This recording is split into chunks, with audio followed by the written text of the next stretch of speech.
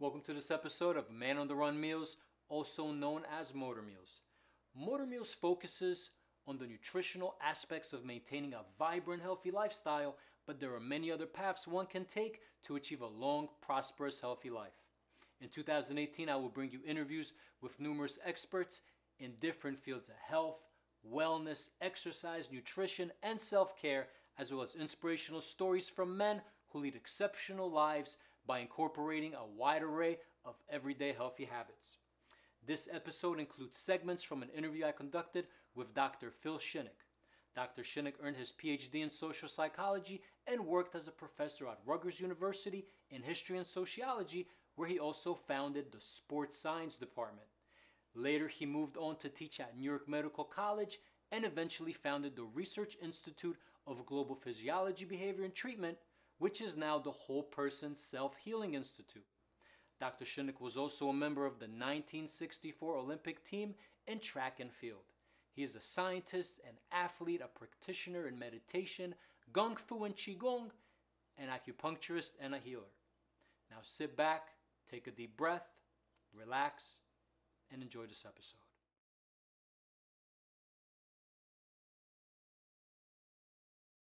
Part of what I heard was that aside from any help that you or another practitioner may provide, at the end of the day, an individual has to take ownership over their own health. And when they leave your office, if they are back to normal, they have to continue on a path of living as healthy as they possibly can. Well, I think in that case, there's a lot of differentiation. There's bacterial infections, which are immune problems that has to do with depression. There's traumas that a person had, like a whiplash or something like that. Now, like a whiplash where a person has migraine headaches and neck problems, I can do acupuncture very precisely and work on them for 45 minutes and they'll never have a reoccurrence. But if I'm dealing with a person who's depressed and they have a bacterial infection, to be able to get the immune system back in order takes a while, you know. And also, say for example, I have a patient who's got a neurological problem. It takes about between 7 and 19 days for a nerve to regenerate. So you can start that generation process. But I feel that if you can get a person back to normal, where they're not overcome with pain and that they have some hope that they're going to get better, they start thinking more clearly. And when you think more clearly, you start to do things that are better for you. I think that pain is distracting. You start to give up hope. You start to do stuff that's the worst interest. You get surgery, or you get all these drugs, or you get addicted to drugs. And I think that one benefit of treating a person, getting them normal, is that they can finally take a deep breath and say, life's not so bad, and be a little bit more chipper and cheerful. And being cheerful and being more optimistic creates good health. With respect to the self-healing arts, Qigong, meditation, I know currently meditation is making a move into the mainstream through the mindfulness movement, and there's been a lot more research going into the field of meditation, and they're seeing all these wonderful things happening to a person based on their brainwaves and all that good stuff. Do you feel like that's slowly finding a place within the realm of the medical system at this time? I think it's better than it used to be. And I think that it's good, but we had this discussion before we taped this interview that Qigong has an incredible wide variety of approaches to things. And how I see this meditation mindfulness, it's about this much compared to the meditations. Now, they're probably dealing with a sitting meditation, but there's laying meditation, sitting meditation, standing meditation, moving meditations.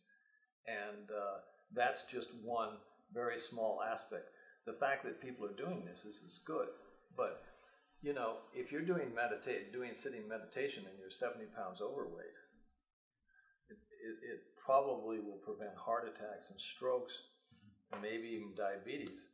But, you know, you're going to pay the piper real quick if you don't deal with movement. Gotcha. And also there's standing meditations, which are very good, and then laying meditations, which is my favorite. I mean, people think, that how could you meditate when you're laying down? To me, it's a spiritual thing. It's just for the soul. So there's a lot of varieties, and within each of those categories is hundreds of different practices. Can you provide for the viewers something that they can do starting now in their lives to better their health with respect to this concept of Qigong and meditation? I don't like to show that I'm an Olympic athlete. I don't like to show that I'm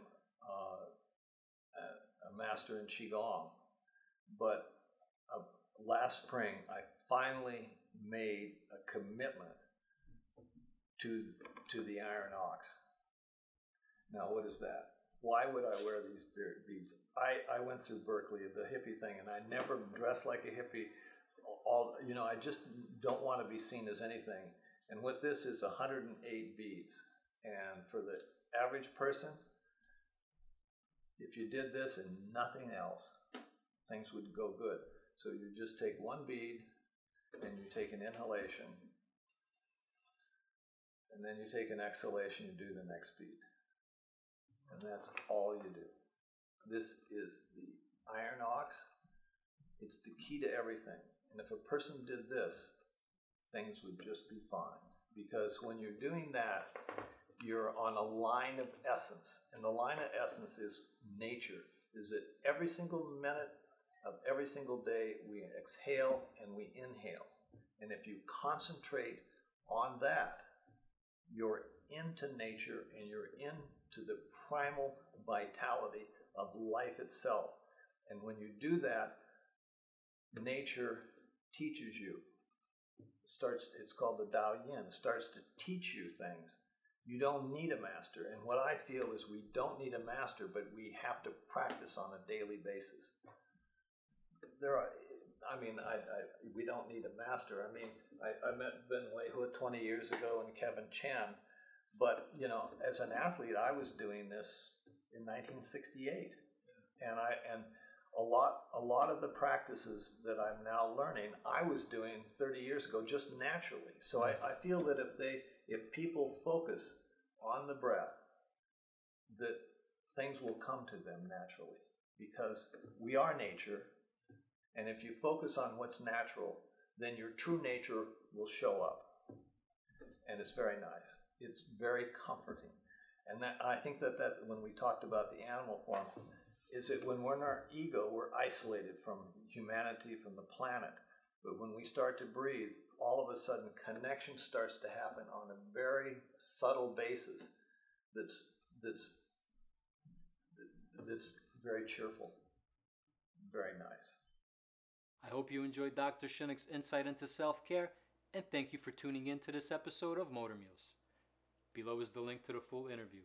Till next time, take good care, gentlemen.